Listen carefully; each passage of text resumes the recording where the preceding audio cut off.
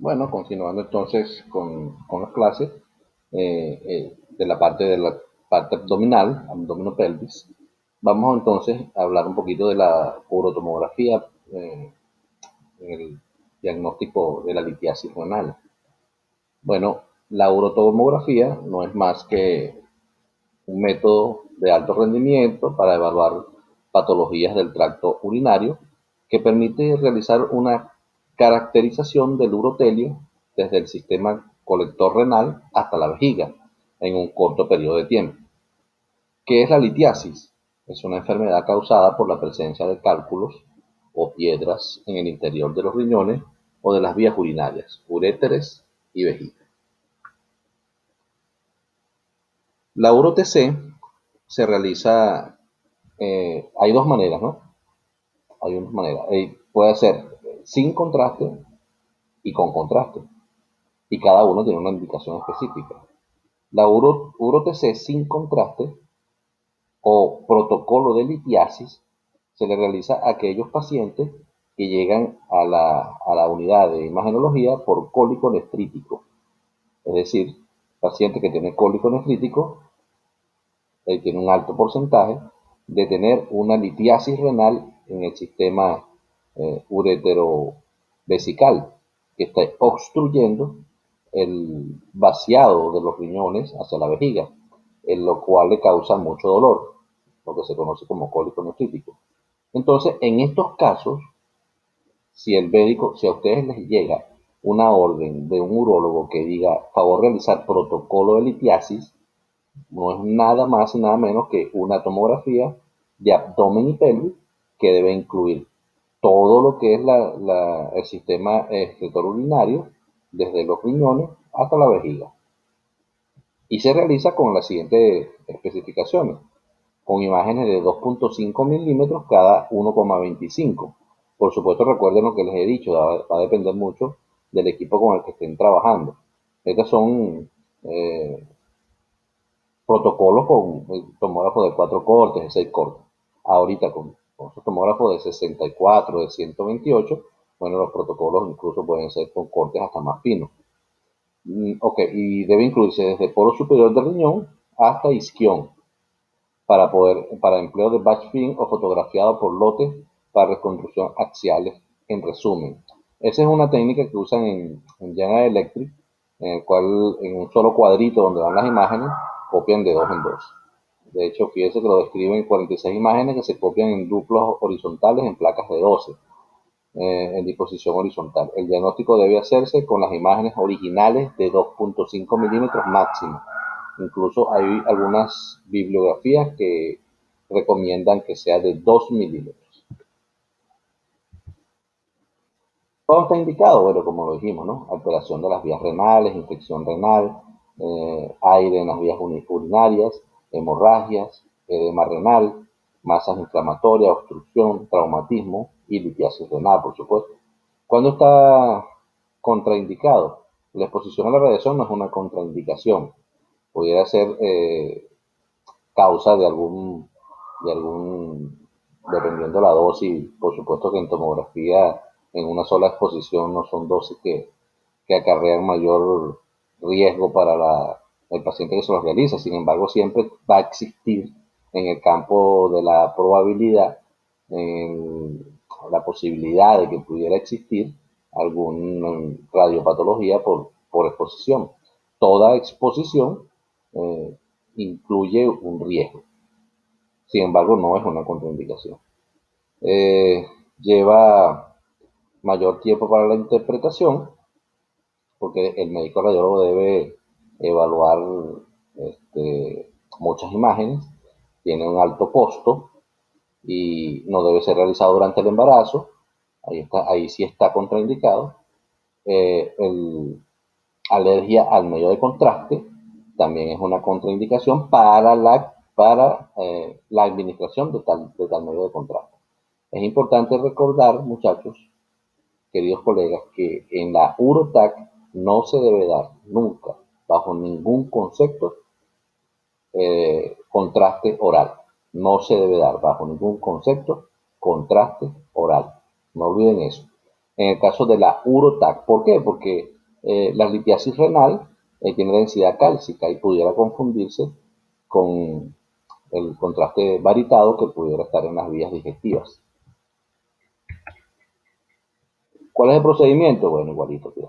El paciente llena una encuesta, llena una serie de preguntas que deben hacer en todos los servicios, en el cual él va a aportar información importante acerca de su condición, de sus antecedentes clínicos y de su impresión diagnóstica actual, de información que va a servir al médico radiólogo para realizar el informe y a nosotros, los profesionales de la radioimagenología, los que operamos el equipo, nos va a servir para orientar de la mejor manera, de la manera correcta, el estudio que vamos a realizar. El profesional de enfermería, quien auxilia al, al radiólogo en las unidades de imagenología, cateteriza una vía endovenosa permeable. Eh, Generalmente nosotros recomendamos que sea con un Yeco 20, un Yeco grande, para que el flujo con el inyector sea importante. Se colocan datos en el equipo, como ya lo hemos visto en los estudios anteriores. Paciente, se colocan datos del paciente en el equipo y se selecciona el protocolo, como vemos aquí abajo.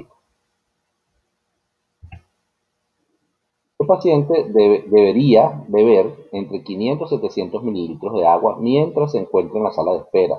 Eso con la intención de que le den, elimine bastante líquido.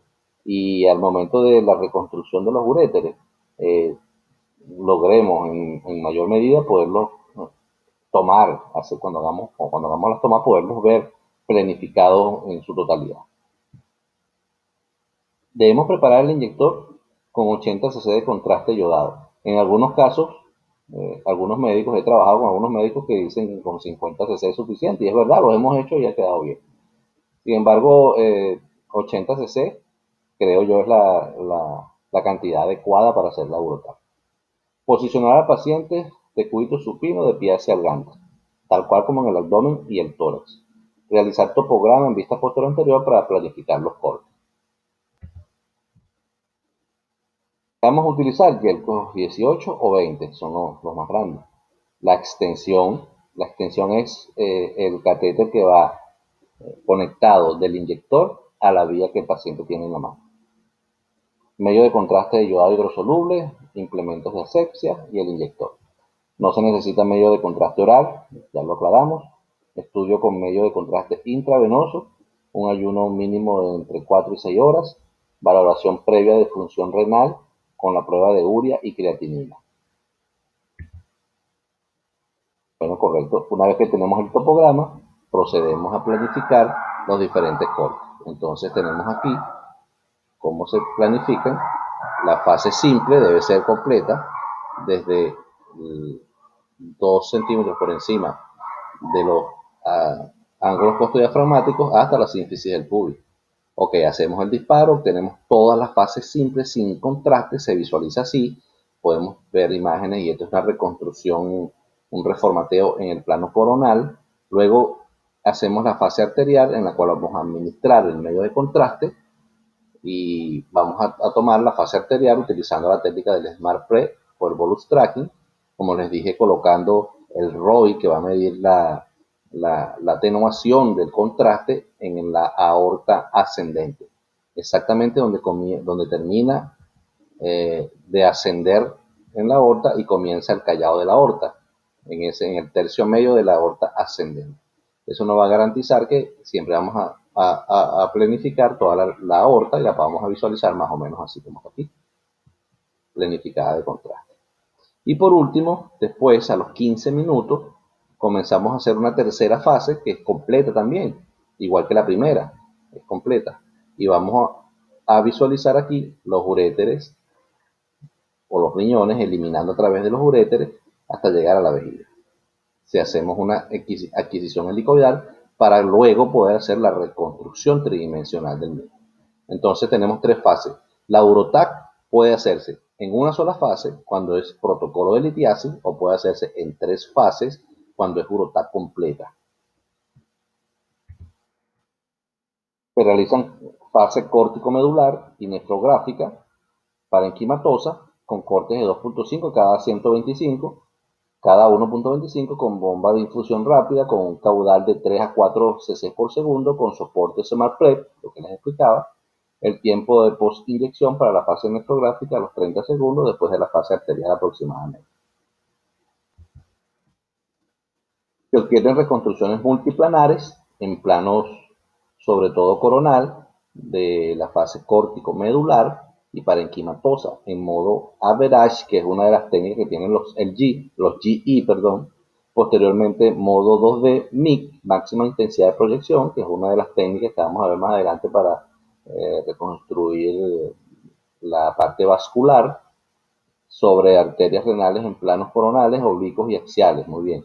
En forma complementaria se hacen en volumen rendering, una reconstrucción tridimensional con sustracción ósea, ya sea con la técnica de autobone, que esta es una técnica en la cual suprime el hueso y queda solamente la parte que nos interesa, en este caso de eliminación renal.